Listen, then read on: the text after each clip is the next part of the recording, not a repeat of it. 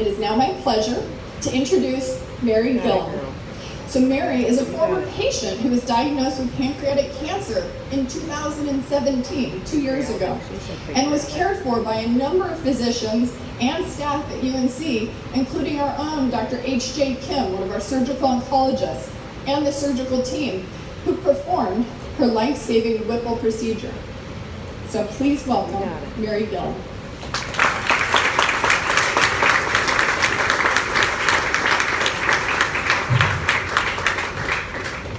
Good afternoon. Thank you, Dr. Kibbe.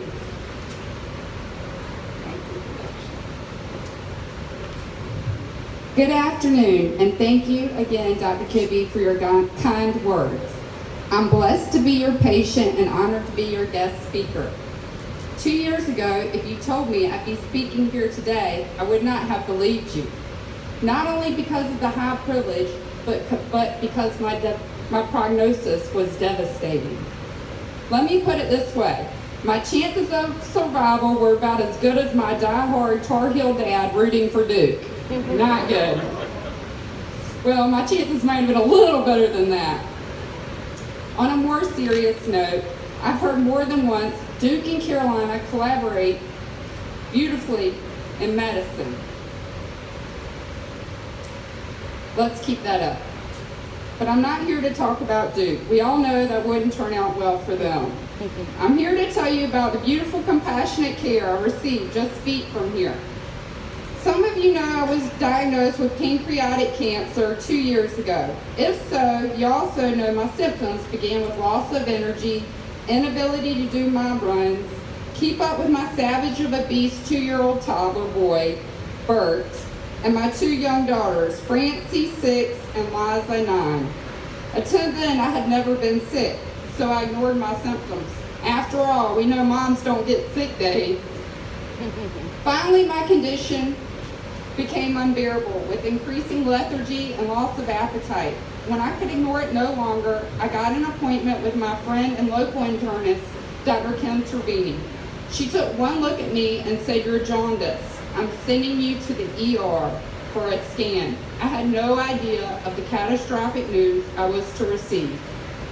Instead, while waiting in the for the CT results alone and bored in the emergency room for what seemed like a lifetime, I was making usual mom lists.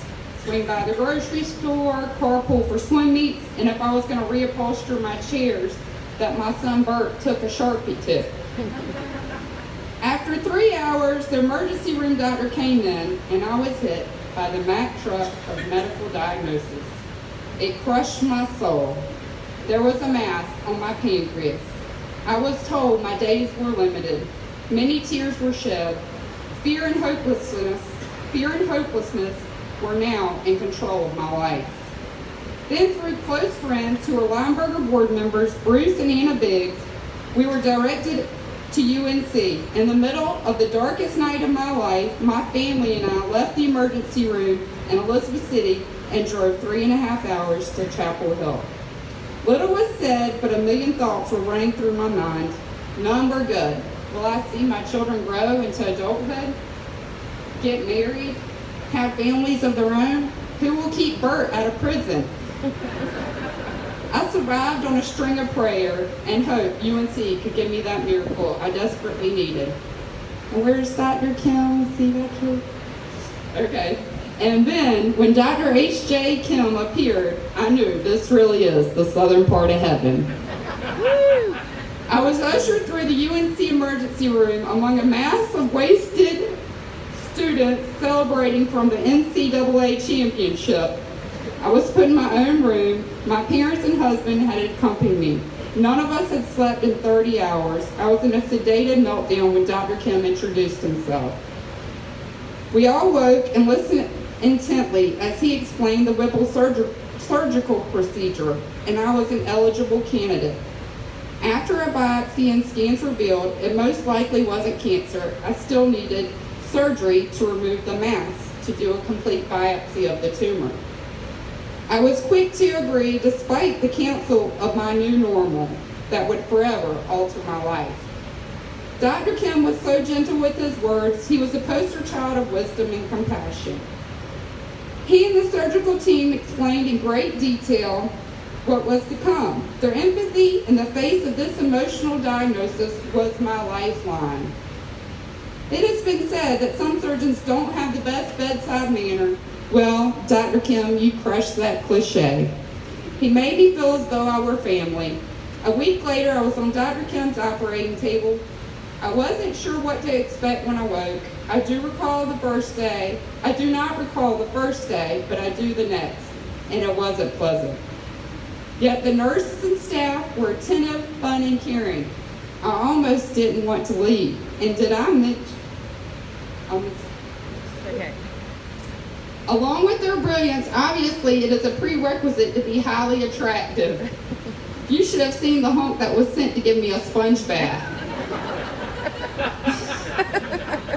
I took a picture. I was sent home 5 days after my surgery. I was given a wealth of knowledge on how to care for my incision and was encouraged to contact the UNC team at any time, which I did more than once.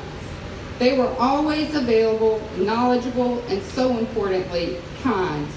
I am so grateful for that. The UNC surgical team is superb, and if I had to do it again, God forbid, I'd do it right here with the UNC surgical staff and you, Dr. Kim.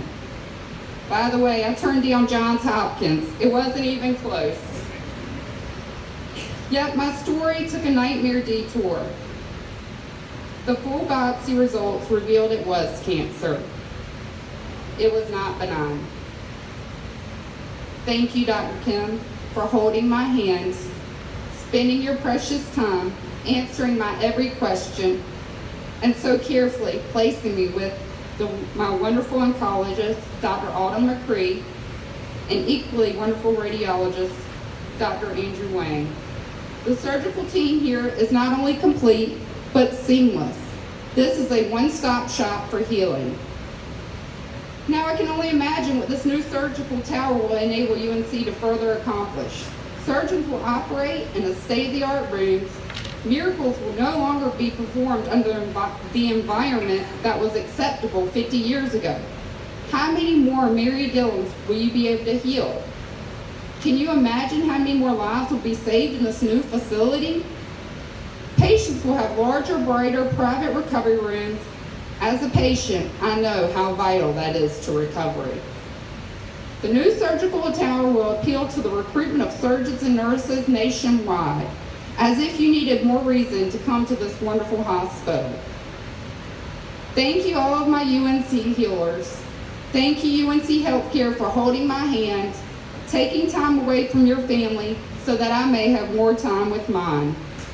Today I stand before you as a 2-year Whipple survivor, by the grace of God, a master surgeon, and prayer. Okay, are there any Game of Thrones fans out there? I have one thing to say. Today. Not today. Thank you, UNC surgical team, for enabling me to say these words with celebration, gratitude, and hope. Today, I am still cancer-free, running and living my best life better than ever. With your help, I intend to keep it that way. And for my dad, go Heels, Bubba. On the most important field of court of all, right here. Thank you so much. Thank you.